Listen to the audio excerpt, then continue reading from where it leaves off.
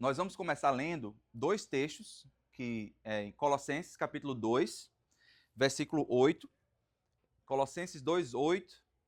Paulo escreve aos Colossenses em um momento em que os irmãos em Colossenses estão querendo, tem alguns judaizantes, tem pessoas querendo adicionar a obra de Cristo, acreditando em anjos, acreditando que é Cristo mais alguma coisa.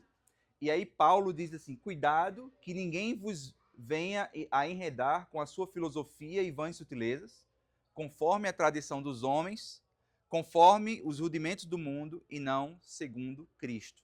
Então existem alguns pontos aqui, né? Enredar tem a ver com engano, manipular com as filosofias e vãs sutilezas. Quando a gente fala, são coisas vãs, são coisas ruins do mundo, né? É fácil entender, só que são sutis. São sutis. Aqui, pode entrar. Cosmovisão reformada. Isso, sou eu. Fica à vontade.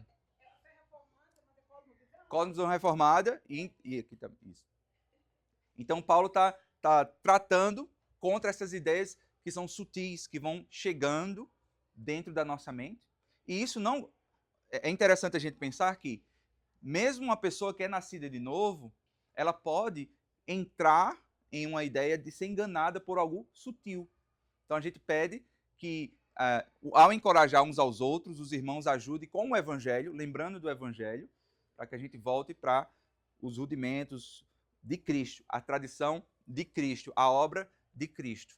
E como que nós fazemos isso? Como que nós podemos fazer isso? E é o que Paulo dá as respostas na carta aos Romanos, renovando a nossa mente. Esse é um versículo muito conhecido, né? Então, não vos conformeis com esse século, mas transformai-vos pela renovação da vossa mente. Então, isso é o que a gente quer fazer. O nosso objetivo hoje aqui é entender o que é cosmovisão, o que é reformada, qual é a ideia dessa combinação e também qual é a minha função prática, agora que eu conheço a cosmovisão reformada, a minha função prática para a minha vida, como isso molda aquilo que eu faço, como isso reflete a minha prática.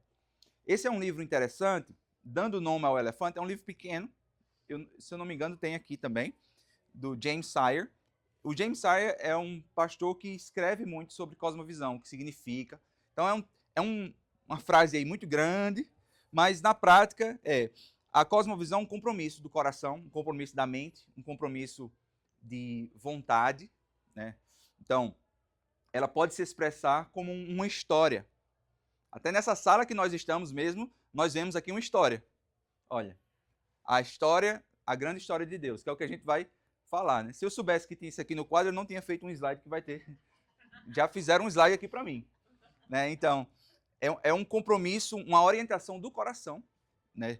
Como é que ela acontece? Ela se expressa como uma história, um conjunto de pressupostos. Como é que é isso na prática? A mentalidade hoje é que nós devemos viver para ser feliz. Se te faz feliz, faça. Então, é uma história que é narrada. Você precisa ter coisas para preencher o vazio que você sente. As coisas vão formar quem você é. Tudo isso são histórias que são contadas através de gerações, através da cultura, através de várias formas que nós vamos ver como essas histórias se propagam.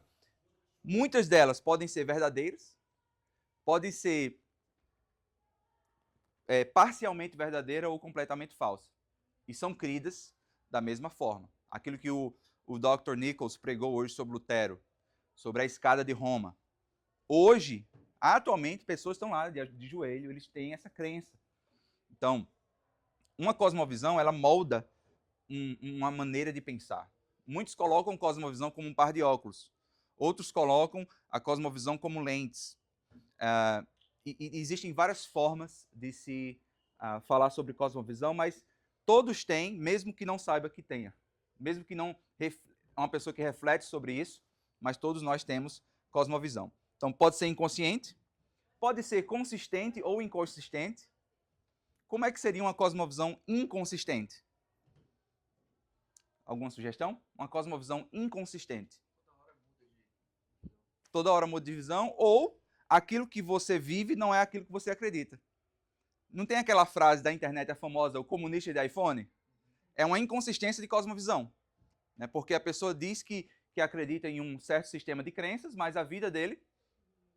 E aí, quando eu tenho uma pessoa que crê que Cristo é o Senhor da vida dela, que acredita no cristianismo, acredita que a Bíblia é a palavra de Deus, e defende crenças e práticas, ou vive uma vida de prática que não condiz com a cosmovisão que ela acredita. Eu não estou só falando de uma pessoa que ela é cristã e adultera, porque a gente vê isso claramente um pecado e que é errado, né? Mas eu estou falando, por exemplo, um cristão que não quer ter filhos. Não é inconsistente com a visão cristã? A Bíblia fala, Deus os abençoou e disse, multiplicai-vos. A cosmovisão cristã mostra, filhos são bênção. A herança do Senhor. Então, e você vê a desculpa, como é? Ah, não, filho é caro, eu tenho que viajar, dá trabalho, eu tenho que ter isso, eu tenho que ter aquilo. Eu sou de João Pessoa, Paraíba, no Brasil. Hoje eu moro em... Pode vir, pode entrar. Eu moro na cidade de Lakeland, sou pastor da igreja Lakeland Bible Presbyterian Church.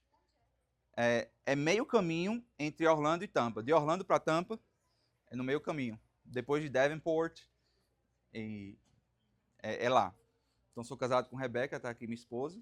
A minha filha mais nova está ali também. E os 4 estão... Eu tenho mais 4, são 5 total. Eu não tive 6, porque 6 é muito, né? Então 5 tá tranquilo. Começamos agora. A gente está iniciando 5 filhos. Estava com os meus, né? Então, Daniel, 10 anos, Maria, 8 anos, Pedro, 6 anos, Gabi, 4 anos e Amanda, que está aqui, 2 anos. E Rebeca é minha esposa. A cada 2 anos. Então, o que é uma cosmovisão inconsistente no meio cristão é a gente ver que, por exemplo, eu sou cristão e trabalho para o meu autoengrandecimento. Trabalho para ganhar dinheiro, porque dinheiro é que é importante para mim. Trabalho para comprar minha casa nova. Trabalho para mim mesmo. Isso é uma cosmovisão inconsistente. Mesmo que eu vá todo domingo para a igreja, eu estou crendo em um sistema de cosmovisão, mas a minha vida não é coerente com aquilo que eu estou pregando. Então, como é que nós podemos trazer a ideia, o entendimento de cosmovisão, e aí eu quero trazer esse entendimento de cosmovisão e reformado também, para a nossa vida? Qual é a nossa prática? Né? Então, esse é o slide que eu falei que eu não precisaria ter feito por causa desse, né? A natureza da Bíblia, se a gente olha a Bíblia como uma linha horizontal, a gente vê a grande história, a sua história e a minha história, que Deus criou todas as coisas perfeitas, boas. Ele cria tudo belo, perfeito, só que ele não cria o mundo acabado.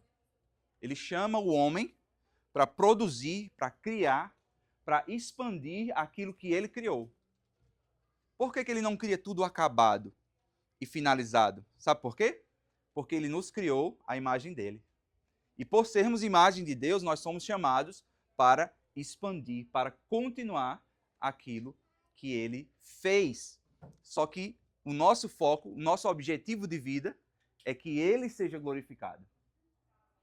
E aí nós damos glória a ele na criação, no mundo. Aqui não saiu, né? Mas aqui saiu toda. Então, nós somos uma mente e um coração. O que uma visão secular, mundana, quer falar, a história que ela narra para a gente, sabe o que é? Que nós somos uma boca e um estômago. Nós temos que satisfazer a nossa fome, os nossos desejos. Então você vive em função do seu desejo de poder, do seu desejo da carne, do seu desejo de vício, o que quer que seja. O mundo diz que o que é mais importante é você satisfazer esse desejo.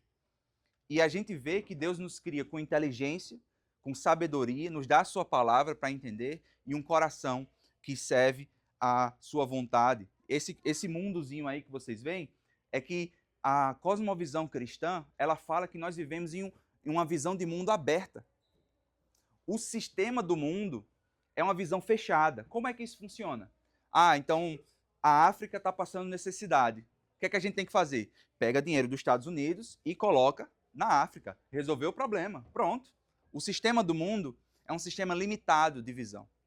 A cosmovisão cristã, ela fala que o homem é imagem e semelhança de Deus. Pode entrar, fica à vontade. É imagem e semelhança de Deus para produzir e para criar um sistema aberto.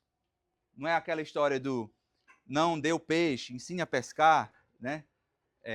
Só que isso ainda também é uma visão limitada, porque Deus não só nos ensina a pescar, Deus nos ensina a fazer tecnologia, a produzir, a expandir aquilo que Ele mesmo nos deu. Então, a outra coisa é que essa última estrada aí, a gente tem um direcionamento. A gente está se posicionando para um fim. Nós caminhamos em direção a uma história onde Cristo voltará e o seu nome será glorificado eternamente. Moraremos em um lugar onde não haverá mais choro, mais dor, mais tristeza. Viveremos eternamente com Ele. E não, irmãos, nós não passaremos a eternidade tocando harpa em uma nuvem. Nós passaremos a eternidade na presença de Deus, produzindo, multiplicando, adorando em todas as formas que Ele criou. Então,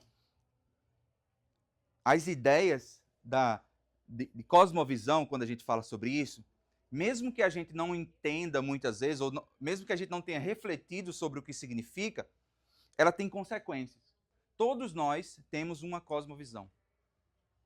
E ela se propaga de um lugar para o outro. Quando você vem do Brasil para os Estados Unidos, que existe uma cosmovisão nesse lugar, só que você traz uma herança de outro local. Quando eu comento com amigos pastores sobre como é, né, e eu não pastoreio diretamente uma igreja brasileira no contexto da esperança, mas a nossa igreja também tem brasileiros. E me perguntam como é brasileiro, o imigrante nos Estados Unidos. E não é a mesma coisa do que pastorear um brasileiro no Brasil. Nós temos outros contextos, outras necessidades. Nós temos outros ídolos do coração que precisam ser quebrados. Isso quer dizer que o irmão imigrante dos Estados Unidos aqui é melhor ou pior do que no Brasil? Não. Quer dizer simplesmente a mesma coisa. Que os ídolos estão no coração. A diferença é que são diferentes. Então, de um local para o outro existe uma influência de cosmovisão, de pais para filhos, se passa uma maneira de pensar, uma forma de agir, e também dentro da nossa cultura. E antigamente, eu não sou tão velho, certo? Mas eu cresci na época que não tinha internet. Né? Alguns vão lembrar disso aí. Onde o domingo ou o final de semana, a TV era o centro do que acontecia no país. Então, quem tinha o domínio da cultura, de ditar o que acontecia, né, os famosos, por exemplo, aqueles artistas que ganhavam o disco de ouro, venderam 1 milhão de cópias e tal, são essas pessoas que estão influenciando na cultura. Então, na Globo, no Faustão, no Silvio Santos e tal, eram essas as pessoas. Hoje nós vivemos numa sociedade onde o influencer está aí, onde, por média, o jovem de 14 a 20 anos tem 6 horas no celular por dia, e a influência nas redes sociais também aumenta, nós estamos sendo discipulados com uma cosmovisão. Só que quem está discipulando, a gente não sabe quem é. São várias pessoas. São várias pessoas. Então, a cultura, ela dita através da música, a cultura, ela dita através dos influencers.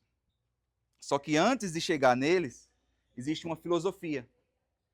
Os grandes pensadores, eles trazem essas ideias, e aí os artistas que são mais sensíveis à cultura, eles conseguem transformar isso em arte.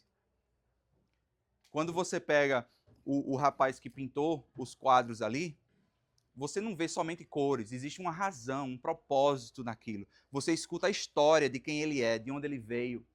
Aquilo abre o seu coração, ou fecha, para receber essa arte que ele está fazendo. Se fosse um livro de poesia também poderia ter sido. Então, nós precisamos entender que nós não somos, muitas vezes nós pensamos que, não, eu sei filtrar as coisas, nós não somos tão espertos assim, né, quanto imaginamos. Nós somos muitas vezes levados por uma cultura e nós precisamos do que nós começamos lendo, renovação da nossa mente. Por isso que a palavra de Deus, ela é o chão que a gente pisa. Eu medito na tua palavra de dia e de noite. Irmãos, Deus sabe o que Ele faz quando Ele nos ordena isso. Ele não está ordenando para que você e eu olhe para a Bíblia e diga, caramba, eu tenho que fazer isso porque Deus manda. É fogo mesmo. Não. Ele conhece a nossa essência. Ele conhece o nosso coração. Então, é uma proteção para você, é uma proteção para mim. A palavra de Deus sendo renovada e moldando a forma com que nós pensemos. Então, isso é importante demais. Eu teria bastante coisa para falar nessa questão aqui, só que eu não tenho tempo agora. Cristo, ele ora por nós. Ele diz assim, ele está diante de Deus, João capítulo 17, uma das orações finais de Cristo, e ele ora diante de Deus e diz, Deus, eu te peço que toda vez que um se converter, que ele suba imediatamente e vá para a tua presença. É assim que Deus ora? Não. Ele diz, eu não peço que os tires do mundo, mas que os livres do mal. Por quê? Eles não são do mundo. Igual a piada de tio Nico, né? Das freiras. Nós não somos de aqui. Santifica-os na verdade. Eu fiquei tão feliz porque ele fechou essa piada que eu estava querendo saber. Quase que eu não dormia sem saber a piada da freira. Santifica-os na verdade. A renovação de mente com a palavra, ela nos santifica. Quando nós fomos convertidos, e sim, a linguagem é essa, fomos convertidos, tá? Porque é o Espírito que faz com que nós, com que a gente nasça de novo. Quando nós somos convertidos, nós iniciamos um processo de santificação. E esse processo de santificação acontece com a ajuda do Espírito Santo de Deus. Por isso que nós hoje estamos em um momento melhor do que os discípulos quando estavam com Cristo. Porque nós temos o Espírito Santo de Deus habitando dentro de nós. E o Espírito Santo de Deus nos faz caminhar. Claro que depois do Pentecostes eles tiveram isso também, né? Mas, nesse sentido que eu falo, era necessário que Cristo subisse por causa do Espírito Santo. E agora o Espírito Santo faz o quê? Ele nos santifica. Ele nos melhora. E um cristão que foi alcançado pela graça, ele caminha para a eternidade. Ele caminha em santidade. Então, Cristo ora por isso. Ele ora que a gente continue aqui. Ele ora que nós sejamos santificados onde? Na palavra. Santificados na verdade. Tem mais lugar aqui também, uma fila toda, tá? Se quiser. Então, assim como tu me enviaste ao mundo, eu também vos enviei ao mundo. E em favor deles eu me santifico para que eles sejam santificados na verdade.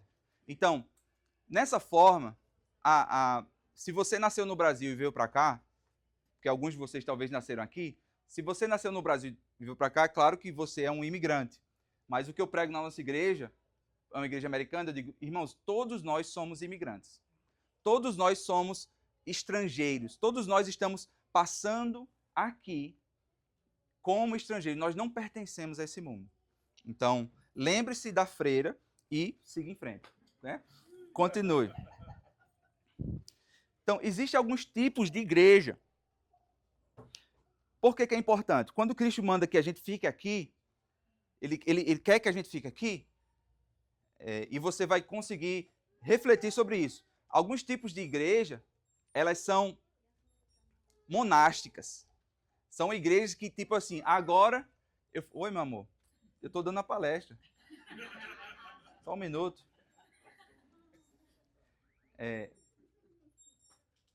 Uma igreja monástica é o seguinte. Agora que eu fui convertido, agora que eu sou cristão... Não é uma bomba não, né? Só para... Agora que eu fui convertido, eu tenho que sair desse mundo. Eu tenho que me santificar. Eu tenho que estar só com crente. Eu tenho que viver a minha vida em dedicação a Deus somente agora. Agora é tudo para o Senhor. Eu não vou viver mais no mundo, não. Não escuto mais música do mundo. não vou mais em padaria do mundo, não compro roupa do mundo, eu agora sou de Deus. Eu sou de Jesus, igual Lázaro, né? Eu sou de Jesus. E aí vai. Entendeu a mentalidade? Eu vou... Meu propósito de vida agora é ficar recluso. Aguardando, Senhor, volta logo, porque esse mundo está horrível. Meu Deus. E a linguagem neutra, e as coisas que estão acontecendo e tal. E a gente quer se esconder do mundo. Como uma medalha de santidade. Dizendo assim, não, eu sou santo, eu não me misturo. E quando nas Escrituras, Marcos capítulo 3, Jesus é o quê? Jesus ele é conhecido como amigo de pecadores e coletores de impostos. Jesus está jantando com os caras. Jantando é o quê? Sentando à mesa. Mas Jesus faz o que eles fazem? De forma alguma. Mas Jesus, ele é representante, quando ele chega em Marcos capítulo 1, ele diz, o reino de Deus está próximo, arrependam-se e creiam no evangelho. A partir daí ele faz o quê? Ele vai em direção ao pecador. Nessa mesma passagem de Marcos 3, ele diz, os médicos, os que são não precisam de médico. Então nós precisamos entender que esse estilo de vida monástica, que até uma das perguntas ontem à noite que foi feita, que é sobre usos e costumes, reflete um pouco dessa ideia. Queridos, nós fomos salvos, alcançados pela graça, não para isso. Porque Cristo não fez isso no seu ministério e Cristo não orou por nós dessa forma. Ele orou por nós para que fôssemos alcançados pela graça. Outro tipo de igreja. Eu falei de um extremo. Agora é uma igreja sincrética. É uma igreja que ela está no mundo e o objetivo de vida dela é ser igual. Porque eu tenho que atrair. Eu tenho que ser relevante para o mundo. Vocês conhecem alguns desses aí, né? No meio é o pastor Joel Osteen, uma das maiores igrejas dos Estados Unidos. O estádio onde tem o culto é mais de 30 mil pessoas para assento. Ele intencionalmente não comenta sobre pecado, sobre a necessidade de arrependimento.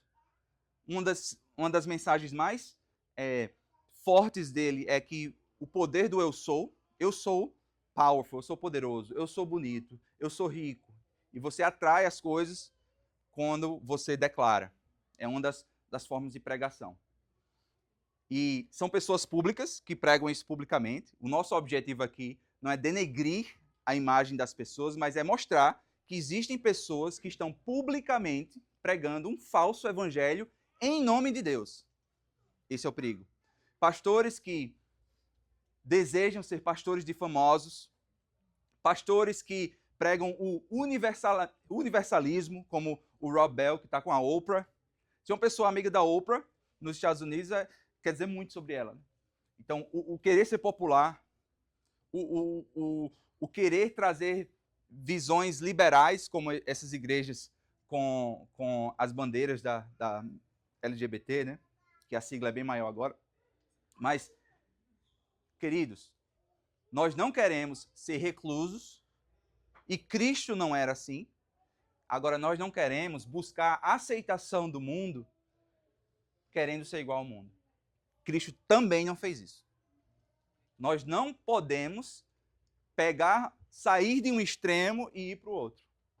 Nós precisamos entender que uma visão de mundo reformada, ela está pegando a palavra de Deus, colocando na mente e está sendo renovada a mente.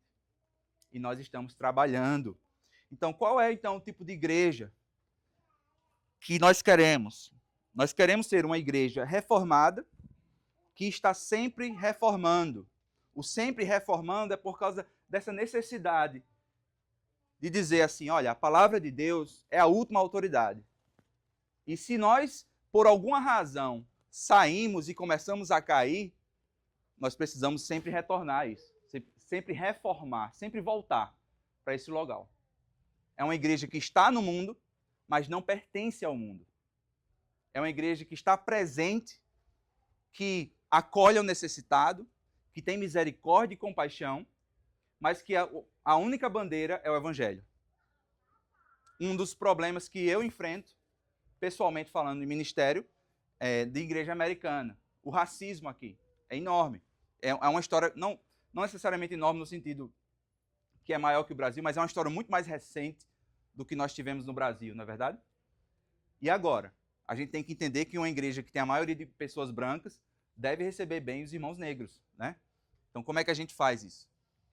No Brasil, a maior dificuldade que a gente vê é a igreja de pessoas ricas, é muito difícil ter gente pobre. Igreja de pessoas pobres, é muito difícil ter gente rica. Então, são desafios diferentes. Mas eu não posso olhar para essa situação e dizer assim, se eu estou vendo esse problema de pobre e rico no Brasil e de branco e negro aqui nos Estados Unidos, minha bandeira tem que ser uma reconciliação racial.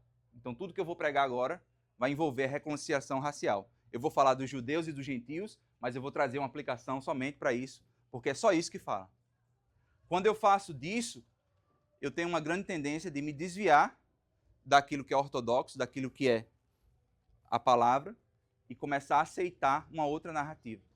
Agora, se eu tenho o evangelho quebra o ídolo do coração do branco e quebra o ídolo do coração do negro. O evangelho quebra o ídolo do coração do pobre, quebra o ídolo do coração do rico. Se o evangelho é o centro, todas essas coisas serão quebradas.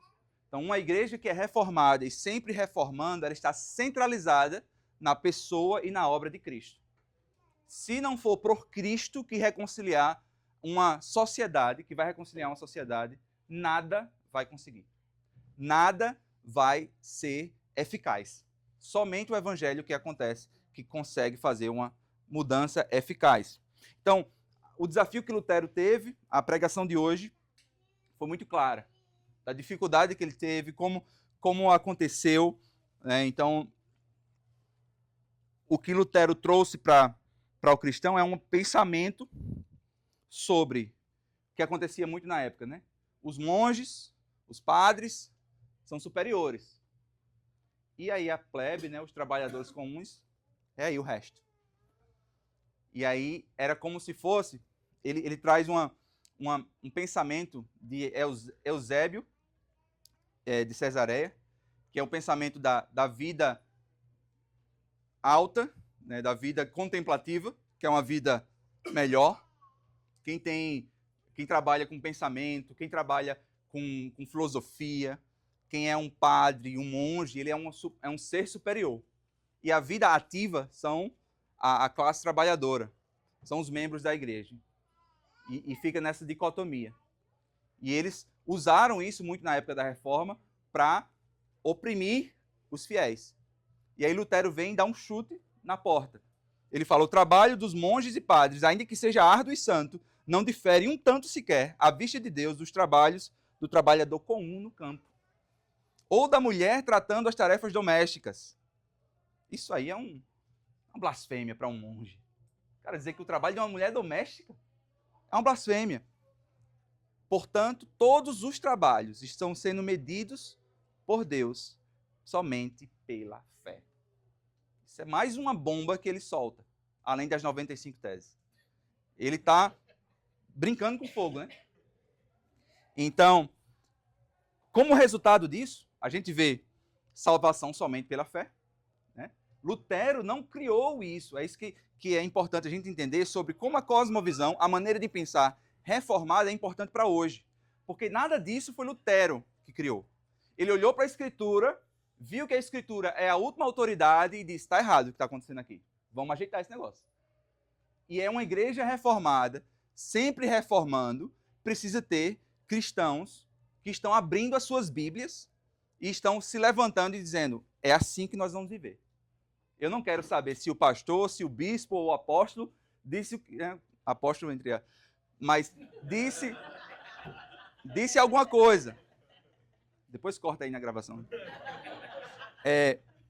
Ele destrói essa separação que existia a vida contemplativa, essa vida ativa, a vida secular. Eu tenho um trabalho secular. Né? Ele tem um trabalho secular na área de construção. O meu trabalho é um trabalho gospel. Né? É um trabalho santo, porque eu estou pregando a palavra de Deus. De certa forma, é um grande privilégio pregar a palavra de Deus. Só que, se eu não tiver a fé para aplicar, não serve. Então, uma mãe que é homeschooling, um engenheiro de sistemas e computadores. Eu fiquei ensaiando a semana toda sobre a função de Johnny ali. Engenheiro de sistemas. Tudo isso, se não for feito pela fé, Deus não recebe. Sem fé é impossível agradar a Deus. Uma vida que agrada a Deus é uma vida que caminha em fé. Então, ele traz isso. Lembra que em Efésios 2:10, Paulo fala: vocês foram salvos não por obras, para que ninguém se glorie. Ninguém pode chegar diante de Deus e dizer assim: eu mereço estar aqui. Você me deve, Deus, porque eu estou sendo fiel. Ninguém. Isso é uma ousadia. Mas Deus nos salva para as boas obras. Existe um propósito. Então, um crente que foi salvo pela graça de Cristo, a vida dele, os frutos da vida dele devem mostrar um caminho de santificação e um caminho de glorificação a Deus pelo seu trabalho e pelo aquilo que ele faz. Se é um seminarista, para a glória de Deus. Se é um estudante, para a glória de Deus.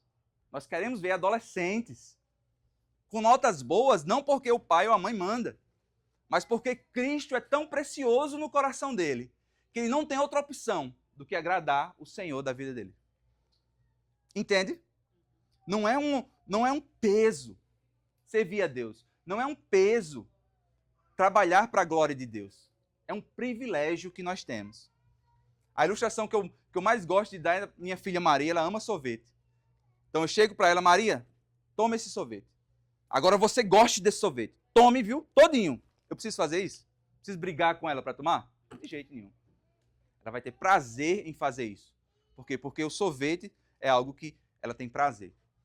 E se a gente entender que nada nesse mundo, nada, nem o sexo, nem a comida, nem as viagens, nem a experiência na Disney, nada pode se comparar com a palavra de Deus, que é doce como mel. Como a instrução do Senhor no nosso coração. Queridos, nós estamos diante daquilo que nós somos criados para ser. Seres que adoram ao Criador. Então, como resultado desse pensamento da reforma, Passou? 1 Pedro 2,9 fala que vós sois geração eleita. O que mais? Sacerdócio real, nação santa, um povo. Para quê?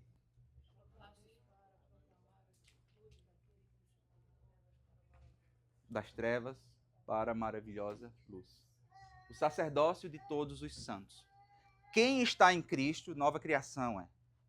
As coisas velhas se passaram, eis que tudo novo se fez. Então agora esse tudo novo é um tudo novo que a minha vida não me pertence mais. Agora eu vivo para a glória daquele que me criou.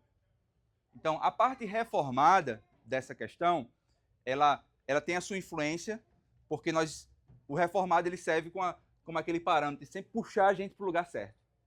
E o refletir sobre cosmovisão é estar sempre pensando, a minha forma de pensar é baseada na Escritura ou eu estou repetindo um padrão do mundo? Estou repetindo um padrão do mundo. A igreja cristã, hoje, ela tem o mesmo número de divórcio que os que não são cristãos.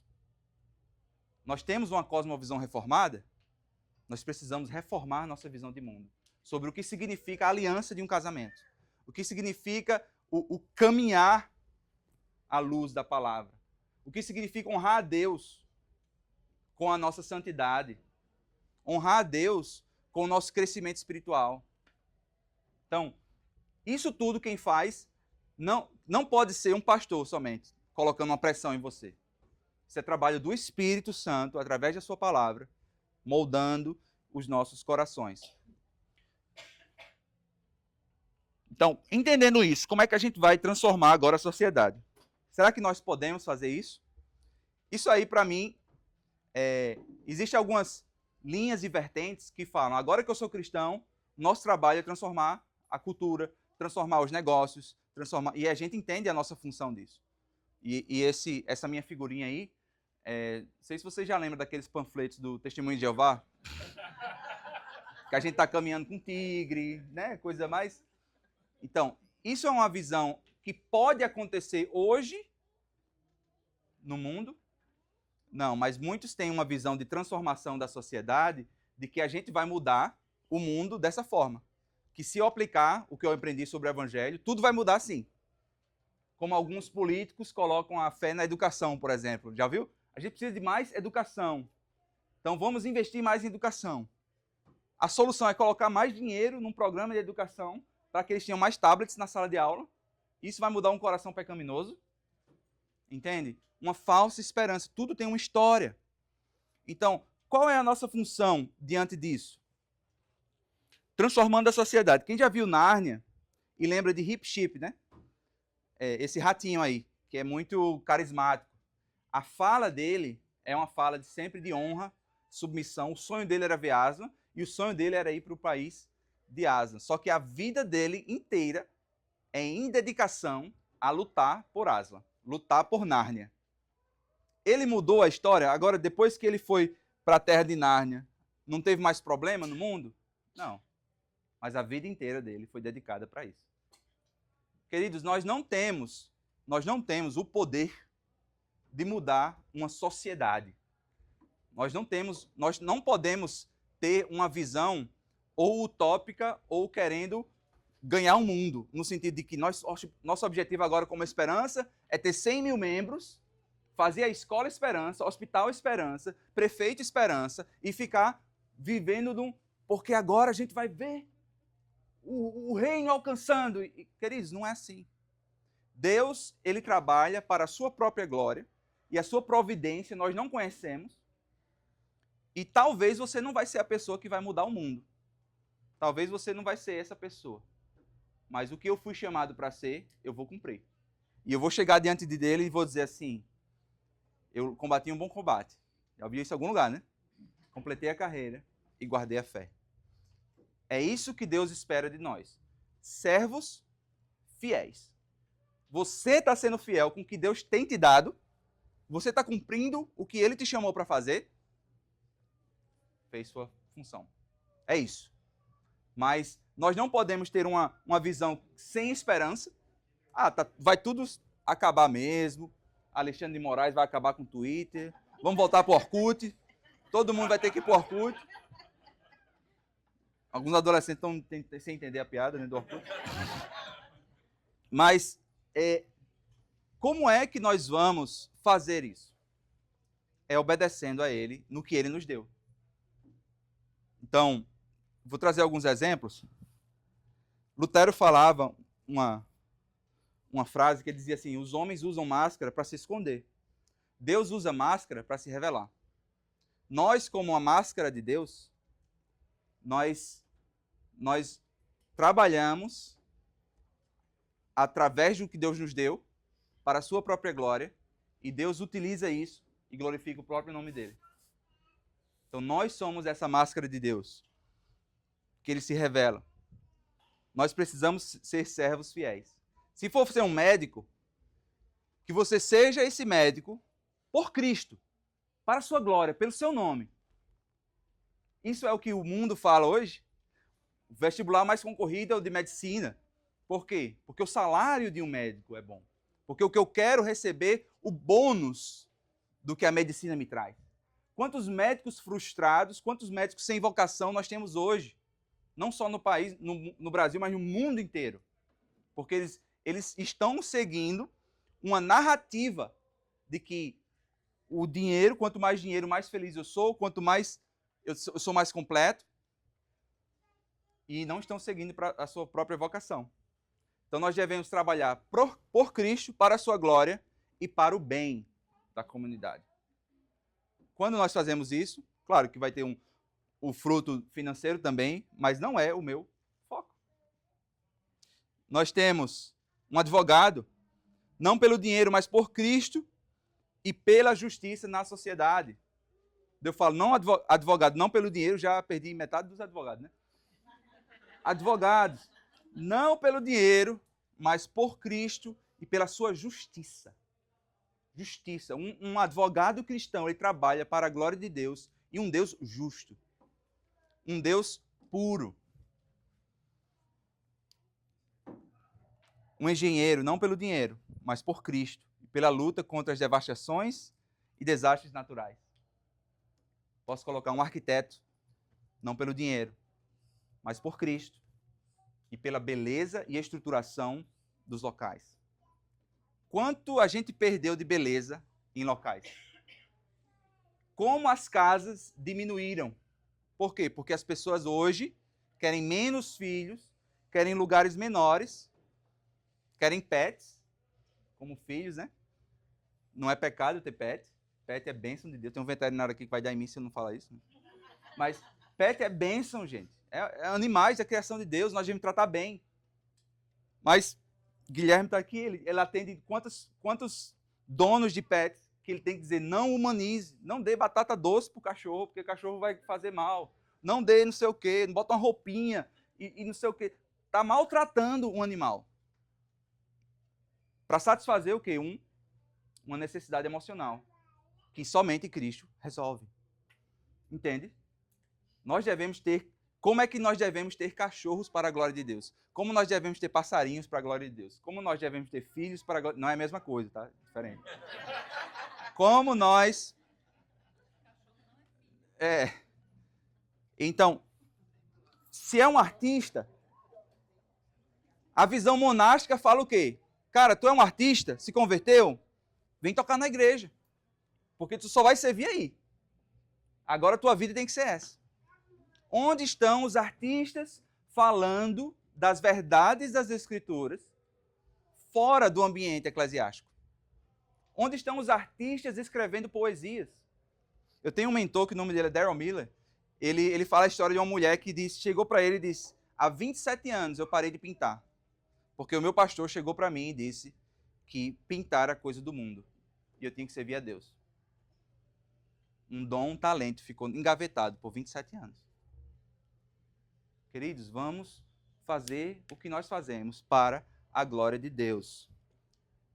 Eu não sei se estão agoniados porque estão perdendo sola, mas eu não sei se já começou. Então, se alguém puder ver se é para eu terminar, me avisa. E aí? Mas um artista cristão que serve para a beleza. A beleza. E beleza, isso aqui eu quero deixar uma pulguinha atrás da orelha de vocês. Beleza não é relativa. Beleza é igual verdade. Verdade, ela não é relativa. Não é a sua verdade, é a minha verdade. Verdade existe uma só. Beleza também. Beleza, existe um criador para ela. E existem, né, coisas feias e coisas bonitas. Você viu recentemente, não sei quantos anos atrás, mas uma exposição de arte em Nova York, um rapaz tirou o sapato e o jogou assim no meio, o pessoal tirando foto do sapato, pensando que era uma obra de arte. Tá tão maluco essa ideia do que é beleza e o que não é, que você pode achar o que você quiser, e o que é belo, uma obra de arte dessa de Rembrandt, O Filho Pródigo, e você observa os detalhes, o pincel. Não temos tempo para falar também. O empresário... não para o autoengrandecimento. Muitos empresários é pelo dinheiro, porque, principalmente no contexto do Brasil, né, que a cultura, o sistema é contra o empresário. Né? Mas não é pelo autoengrandecimento. Não é para você ser um caso de sucesso, mas é para que você traga suficiência econômica no mundo. Olha aqui que legal. Um negócio, ele pode trazer uma suficiência econômica. Um dos maiores líderes da Nigéria estava falando sobre a questão da África. Ele disse, parem de mandar ajuda. Parem de mandar ajuda. Nós podemos criar, nós podemos fazer. Mas quanto mais a gente recebe de fora, mais a gente senta. Né? E eu não quero, com isso, ser grosseiro ou sem ser sensitivo, né? Sem ser sensível com a situação da África nesse sentido, né? Eu sou da Paraíba, interior da Paraíba, né? É complicado também, mas é nesse sentido de que nós somos imagem e semelhança de Deus. Uma mãe, não pelo autoengrandecimento, mas por Cristo e pelo discipulado da próxima geração, para a glória de Deus. Muitos não conhecem o nome da mãe de Jonathan Edwards, mas ele tinha 11 irmãos. Eram 11 irmãos. Muitos não conhecem a mãe de Billy Graham, muitos não conhecem a mãe desses grandes homens mas foram formados por mulheres de Deus, que amam o Senhor e que inculcaram no coração dos filhos um amor pelo Senhor e pela graça de Deus foram alcançados. Então, o mundo fala para a mulher, seja independente. Né? Seja independente, encontre a sua vocação e tal. A mulher, ela serve para tudo, mas que seja fora de casa. Em casa ela não pode. Ela pode fazer o que quiser, menos ser dona de casa. Menos cuidar dos filhos, porque aí ela está sendo presa. Aí ela está sendo... E, a mesma forma, todas as mulheres vão trabalhar em casa ou ser mães somente em casa? Não, não é o caso, não é essa a questão. Mas entendam, Deus deu um grande privilégio que o mundo olha como peso. A Bíblia fala, filhos são herança do Senhor. Bem-aventurado o homem que enche dele a sua aljava. O mundo diz, filhos são gasto, dor de cabeça, você não vai dormir, você vai se lascar. Tá vendo, Fernando, aí? Você com esse bebê, você já era. Acabou sua vida. É isso que o mundo fala. E o que é que a gente faz? A igreja acredita no mundo, 5. A igreja acredita no mundo ou acredita na palavra de Deus? Nós somos chamados para o quê? Viver pela fé. Viver pela fé é uma família que honra e teme ao Senhor. E confia na sua graça. É uma família que honra não aceitar, um homem que honra não aceitar aquela promoção no emprego, que vai ser uma promoção que vai ter que mentir, ter que fazer um jeitinho para as coisas. Ah, mas vai ganhar menos. Né? Eu vou ganhar um aumento de $5.000. Cara, isso é bênção de Deus. Não, cara, se for para quebrar os princípios de Deus, não é bênção, é maldição. Então, estou finalizando. O irmão Lawrence fala que a nossa santificação não depende de mudar os nossos trabalhos, mas fazendo pela causa de Deus o que nós geralmente fazemos para a nossa própria causa.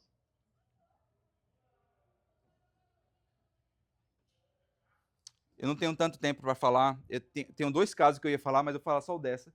Era uma enfermeira de um hospital, aqui nos Estados Unidos. O hospital se chama Christ Redeemer Hospital. Eu acho que é esse o nome. E nesse hospital tem uma clínica de aborto. Será que tem alguma inconsistência aí em cosmovisão? Né? Vamos dizer que é Christ Hospital. E aí, o que é que acontecia? Eles faziam as operações de aborto, alguns desses bebês sobreviviam. E aí, por lei, os médicos não poderiam matar fora da barriga. O que é que eles faziam? Levavam para um quarto de depósito frio e deixava lá o bebê. Aí, o que é que essa enfermeira descobriu isso? Descobriu esse quarto. Começou a encontrar bebê vivo lá. Em vez de deixar para morrer, ela colocava um cobertor. Começava a alimentar. E os bebês começavam a ficar mais fortes. E começava a ter vida. Eram salvos. 2 anos depois, ela foi demitida do hospital. E iniciou a sua instituição para salvar bebês que foram abortados e deu errado e sobreviveram. Com uma esperança ainda de entrar no meio de salvar uma vida. E Deus usou ela para isso. Né, e o nome dela ficou conhecido para essa questão. Tem essa senhora também, nesse grupo, ela participou e denunciou alguns escândalos. Nossa, que pena. Eu vou ver essa questão aqui. Mas ali tem. Isso aqui são alguns livros que eu recomendo nessa área de cosmovisão. Dando Nome ao Elefante, é um que eu tive uma citação aqui. Amando a Deus no Mundo, do Heber Campos Júnior. É mais ou menos, né, esse cara? Tô brincando. Tô brincando, pessoal, tô brincando. Não me demita no próximo. Discipulando Nações. Darrell Miller, o que eu falei que era um dos meus mentores. Que Darrell Miller foi mentoreado por Francis Schaeffer, na Suíça, que é esse Como Viveremos. Verdade Absoluta, Nancy Pearce, também foi mentoreado por Francis Schaeffer nessa área de cosmovisão. Abraham Kuyper, esse é um livro que tem as palestras dele da Universidade da Holanda. Verdade e Transformação, esse aí é um filósofo cristão, pastor também, indiano, que trouxe perspectivas da cosmovisão bíblica para servir como servos fiéis na sociedade. Só que é muito legal o insight dele de Índia / Estados Unidos, as mentalidades de cosmovisão também. John Stott, né, pastor inglês, a missão cristã no mundo moderno. O que é que eu quero deixar para a gente? Cosmovisão. todos nós temos, reformado, sempre para a palavra, sempre para as escrituras, para o evangelho. Agora, como nós juntamos os dois e vivemos para a glória de Deus. Essa parte prática é agora. Tudo que eu falei, sobre cada exemplo que eu dei, é você usar isso, trazendo para a sua vida, e como eu faço isso para a glória de Deus. Nós não fomos chamados para viver uma vida de cristão nominal. Se você vive uma vida de cristão nominal, escutando o evangelho, escutando a palavra, e uma inconsistência em cosmovisões, trema. Trema. E volte-se para o evangelho. No evangelho existe esperança. No evangelho existe reconciliação. No evangelho existe esse espaço para que a gente possa voltar para a glória de Deus, voltar para o caminho certo. E é somente o evangelho. Nada que esse mundo oferecer vai fazer isso. Amém?